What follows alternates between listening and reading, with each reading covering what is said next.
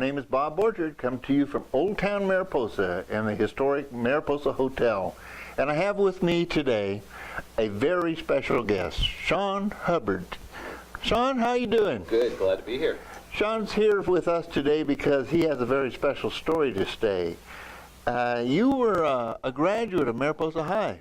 1985. 1985. Now you're looking at coming back home. Yeah.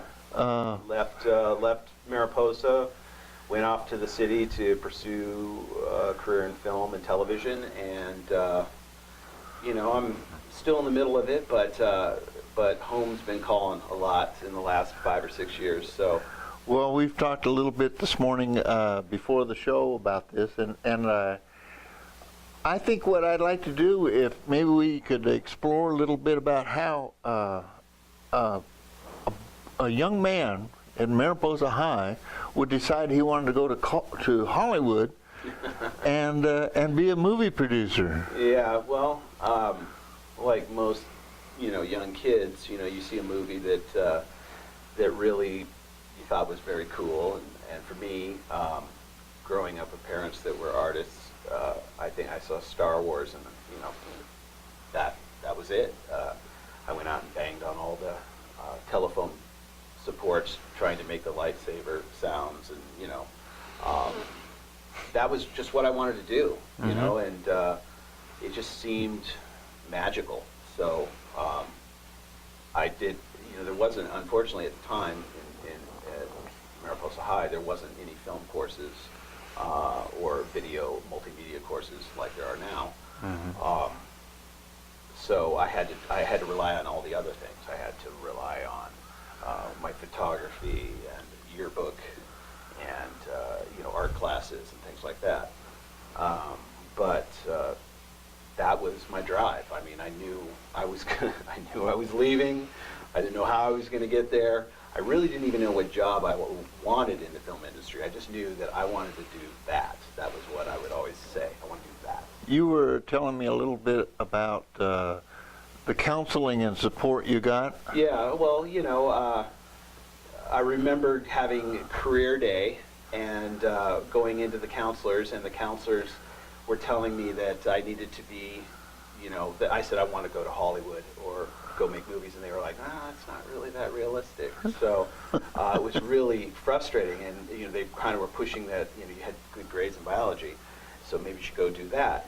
And I just remember being really just bummed out about that, and went into my music class where Mr. Feaster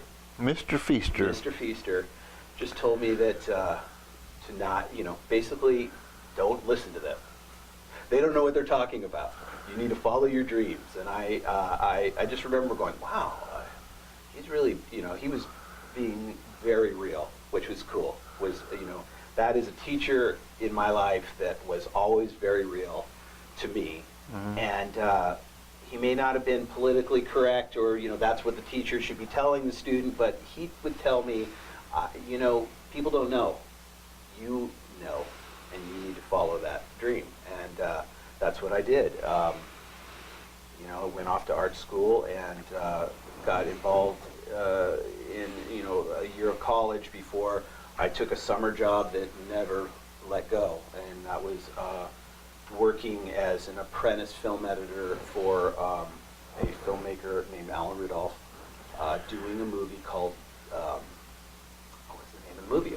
Made in Heaven, and it was a movie with Kelly McGillis and Timothy Hutton, and it was supposed to be a summer job, but I was like, well, this is what I'm going to school for. Why am I going to quit this job to go back to, So at that point, it was just, 100 miles an hour, and I stuck with it, and I've gotten to travel all over the world and do some really fun films and some cool TV things, and kind of now I'm doing a little of everything, I have to throw a little story in here.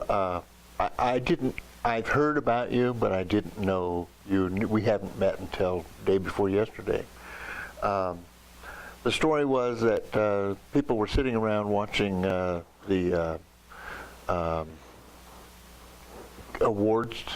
Yeah, the Academy Awards. The Academy Awards show. Yeah.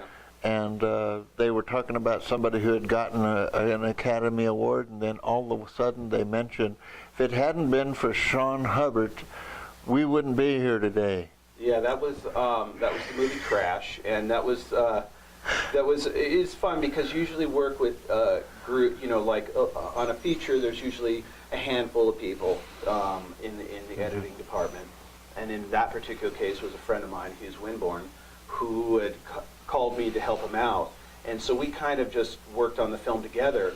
But it ultimately was he was sort of supervising the project. So when it got Best Picture, Best Editing, Best Song.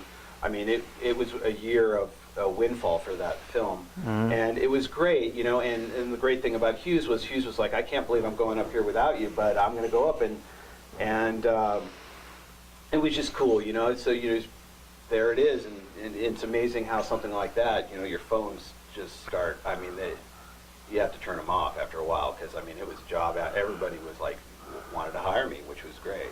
Well, I snuck on the internet and Googled you. Oh, did you?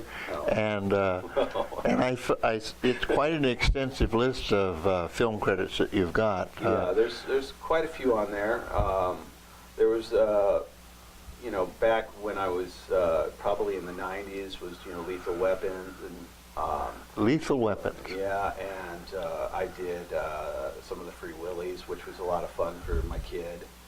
And I did. I went to Africa for about 7-8 months on a film called Ghost in the Darkness. Oh, I saw and that. That was with Michael Douglas, and that was a great movie. And then obviously Crash, and a lot of. I've had a few indie films at Sundance. So it's been good. It's the film industry kind of rises and falls with the economy, and so a lot of those big budget films, I started doing more indie films. And then when the economy fell, independent filmmakers and financiers didn't have money for independent films. So I then sort of segued into television, doing a lot of TV stuff. So it's been and juggling films on the side. I mean, it's just been a constant juggle. So. But it's been good.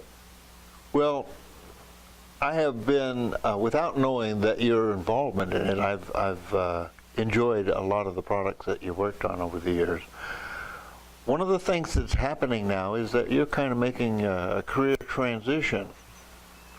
Yeah, been producing a lot, and I've also been... Maybe, we have people here that are not conversant in Hollywood jargon. What is a producer? Well, a producer is, I have to explain it more as a film editor, I'm an instrumental part of putting the shots and the story together. A producer is someone, like now what I'm doing is I have a lot of ideas that I want to get made. And so that's primarily my goal now is, I have a group of guys up here in the mountains that I have a show concept that we're getting ready to pitch to Discovery and A&E, and it's my idea. It's me putting the team together. It's me pushing to the idea. It's me getting the representation through the agencies, selling it to the network, being the voice of the product. Before it's even made, it's. I haven't made it. I've shot some presentation material for it, but so I'm the one with the idea, and that's where. Okay. And that's what a producer does, basically. I mean, there's many roles of a producer, but in this particular case. You were telling me a story earlier about you mentioned sales, and I've learned a little bit about how this business works. With respect to sales, that's how I kind of got introduced into this media business. But you have a pretty small window to sell your show as a producer, and I think that and what I was thinking with respect to how we sell our dinners down at the Gold Coin, there's a specific time frame that we have.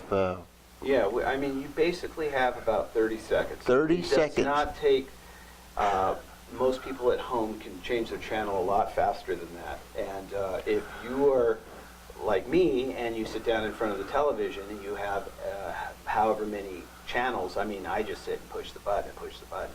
And if something doesn't grab me, I'm on to the next, you know? And so 30 seconds is really what you got. And believe me, I've been in many situations where I was 15 seconds in, and you just can see, you know, people. You wasn't there. No. Well, I hope this show managed to get people in that first 15 seconds or Yeah. so.